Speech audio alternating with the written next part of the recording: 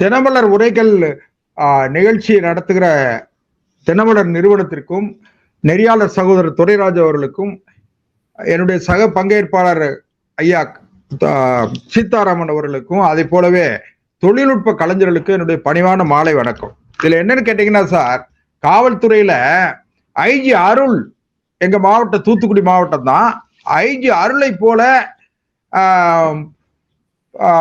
மிகப்பெரிய, இன்னும் சொல்ல போனீங்கன்னா பழைய ஐஜி பரமகுரு, ஐஜி அருள், ஐஜி ஸ்டேசி, இப்படிப்பட்ட அதிகாரிகள் நேர்மையின் சிகரமாக இருந்தாங்க. யார் எதை சொன்னாலும் கேட்க மாட்டாங்க, நியாயத்தை மட்டும் செய்வாங்க.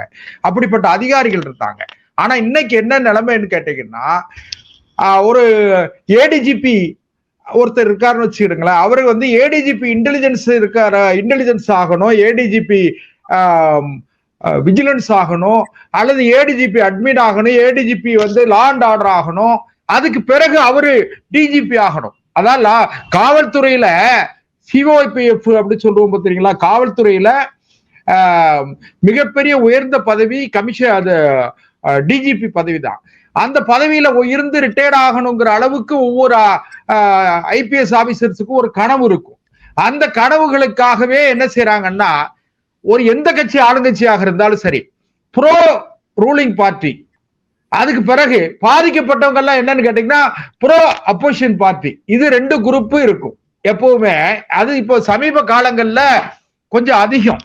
நான் எனக்கு எந்த அரசியல் நோக்கத்தோடையும் பேசல. கடந்த திமுக ஆட்சியில பாத்தீங்கன்னா காவல்துறை அதிகாரிகள் ஒரு அளவுக்கு மீறி அன்றைய திமுக ஆட்சியை சமாதானப்படுத்தணும் அல்ல திருப்திப்படுத்தணும், திமுக ஆட்சி அதிகாரத்தில் இருந்தவங்களை எப்படியாவது சமாதானப்படுத்தி குளிர வைத்து தேவையான பதவிகளை அடையணுங்கிறதுக்காக ஒரு எல்லை தாண்டி நடந்தாங்க. அதுல மாற்று கருத்துலாம் இல்லை. இன்னும் சொல்ல போனீங்கன்னா எங்க மாவட்டத்துல பாத்தீங்கன்னா ஒரு நீதி, அதாவது அரசியல் பிழைத்தோருக்கு அறம் கூற்றாகும், தர்மம் நின்று கொள்ளும், அது அரசன் அன்று கொள்வான், தர்மம் நின்று கொள்ளும் சொல்லி தர்மம் வெற்றி பெற இடத்துல இருக்கு. தூத்துக்குடியில தாளமுத்து நகருங்கிற ஒரு காவல் நிலையத்துல ஒரு லாக்அப் டெத் நடந்தது. அது ஒரு எஸ்ஐ, அப்ப அவரு மிகப்பெரிய அளவுல அடியிலே பேமஸ், உலக்கைய வச்சு அடிக்கிறது, அதனாலே அவர் பேர் உலக்க ராமகிருஷ்ணன் சொல்லுவாங்க. அவர் எஸ்ஐயா இருந்தாரு. கடைசியில பாத்தீங்கன்னா அவர் பனிஷ்மெண்ட் ஆகும்போது கோர்ட்ல ஜட்ஜ்மெண்ட், அவருக்கு லைஃப் சென்டென்ஸ். அவருக்கு மட்டும் இல்ல, அடிச்சது அவரு, ஆனா அவரோட சேர்ந்த 6 அப்பாவிகளும் சேர்ந்து 7 பேருக்கு லைஃப் சென்டென்ஸ். அதனால இப்படிப்பட்ட அவரு பனிஷ்மெண்ட் ஆகும்போது பாத்தீங்கன்னா டிஎஸ்பியா இருந்தாரு, சர்வீஸ்ல இருந்தாரு. அதனால எதுக்காக இதை சொல்றேன்னு கேட்டீங்கன்னா, என்னதான் பனிஷ்மெண்ட் கொடுத்தா கூட இந்த அஜித்குமார் கேஸ் பாத்தீங்கன்னா சிவகங்கை மாவட்டத்துல அந்த பையன் அஜித்குமார்ங்கிற பையனுக்கு நடந்த அநீதியை பாத்தீங்கன்னா எத்தனை நீதிமன்றங்கள் கண்டிச்சா கூட அந்த 4 போலீஸ் அந்த ஸ்பெஷல் பார்ட்டி இருக்கு பாருங்க, டிஎஸ்பி தலைமையில இருந்த அந்த ஸ்பெஷல் டீம் அதிகார அத்துமீறல்ல நடந்து அந்த பையனை அடிச்சு கொள்றாங்க. அது எதிர்காலத்துல மிகப்பெரிய வழக்கா வரும். அது பேசப்படக்கூடிய ஜட்ஜ்மெண்டா அது சைட்டேஷன் ஆகக்கூடிய ஜட்ஜ்மெண்டா இருக்கும்னு வைங்களேன், மார்க்கபிள் ஜட்ஜ்மெண்டா இருக்கும். அதனால எதுக்காக இதை சொல்றேன்னு கேட்டா, காவல்துறையில அதுல ஐயா சொன்ன மாதிரி நல்லவர்களும் இருக்கிறார்கள், நான் மறுக்கல. அதே நேரத்துல ஒரு டிஸ்ட்ரிக்ட்ல எஸ்பி நல்லவரா இருந்தா, சூப்பரண்ட் ஆஃப் போலீஸ் நல்லவரா இருந்தா, உதாரணத்துக்கு ஜாங்கிட், எஸ்ஆர் ஜாங்கிட்டுங்கிற அதிகாரி எங்க மாவட்டத்துல எஸ்பியா இருந்தாரு, மறுபடியும் கடைசியில டிஜிபியா ரிட்டையர்ட் ஆயிட்டாரு.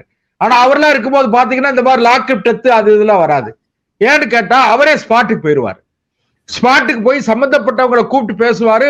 வழி இல்லைன்னா அவரே நேரடியா தலையிட்டு அந்த பிரச்சனையை சால்வ் பண்ணுவார். கீழ்நிலை அதிகாரிகளுக்கு வாய்மொழி உத்தரவு கொடுக்கறது இல்லை. அதனால காவல்துறையில எஸ்பி ரேங்க்ல இருக்கிற அதிகாரிகள் சரியா இருந்தாங்கன்னா, அதாவது ஒரு ஹெட்மாஸ்டர் சரியா இருந்தா அந்த என்டையர் ஸ்கூல்ல இருக்கிற நிர்வாகம் சரியா இருக்குன்னு சொல்லுவாங்க.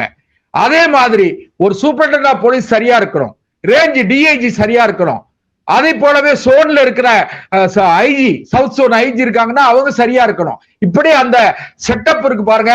அந்த tier DGP, ADGP, IG, DIG, SP, அந்த மாதிரி சப்டிவிஷன் ஆபீசர், டிஎஸ்பி, இந்த லெவல்ல எல்லாரும் சரியா இருந்தாங்கன்னு சொன்னா இந்த குற்றங்கள் குறையும்.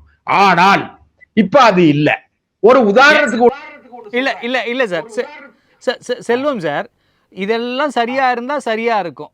அப்ப சரியா இருக்கிற நபரை தேர்ந்தெடுப்பதில்ல, அங்க பணி அமர்த்துவதில்ல, என்ன பிரச்சனை? இத சரி முதல்ல குறிப்பிட்ட மாதிரி bro DMK, bro ADMK, bro TVK எப்படி இருக்கு பாருங்க. இப்போ இந்த அரசாங்கம் வந்து ஒரு 70 நாள் 71 நாள் ஆயிருக்கு.